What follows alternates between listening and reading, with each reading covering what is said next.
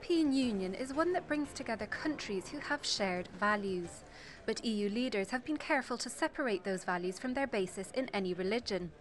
Recent debates in France and other EU countries on displaying religious affiliation in public places, like banning Muslim girls from wearing the headscarf, for example, have some MEPs asking how much our values are informed by religious beliefs and whether the EU's secularism has gone too far. Irish MEP Gay Mitchell, president of a working group on human dignity in Parliament, hosted a seminar on the role of religious belief in Europe following the adoption of the Lisbon Treaty. The Lisbon Treaty secures a stronger consultative role for religious organisations in developing EU policy, formalising dialogue between EU and religious institutions which before was not set in stone. A reference to a Christian God was removed from it, however, following objection from some countries. Mr. Mitchell believes that religious diversity should be respected, but this does not mean, he says, that it should not be given a voice or freely expressed. I believe in live and let live. I think that in society there are people of different beliefs and no beliefs, and the whole European Union is about unity and diversity. And I want to accommodate other people's views. I think I've bent over backwards in all my political life to do that. But I find more and more there are people not prepared to accommodate my views. I asked Mr. Mitchell what he hoped would result from the seminar.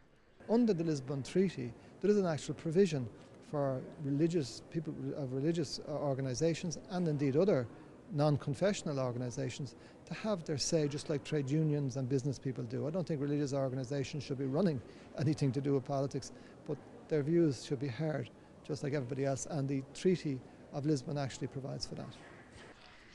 That the seminar was so crowded that many were left standing showed strong support for his views. A ban in Italy recently on displaying crucifixes in classrooms has some asking whether we are denying our roots based in Christianity, which has generated the values that brought EU member states together and informs EU policy. Marcello Pera, former president of the Italian Senate, was one of the guest speakers at the seminar. He co-authored a book with Pope Benedict called Without Roots, the West, Relativism and Christianity and Islam.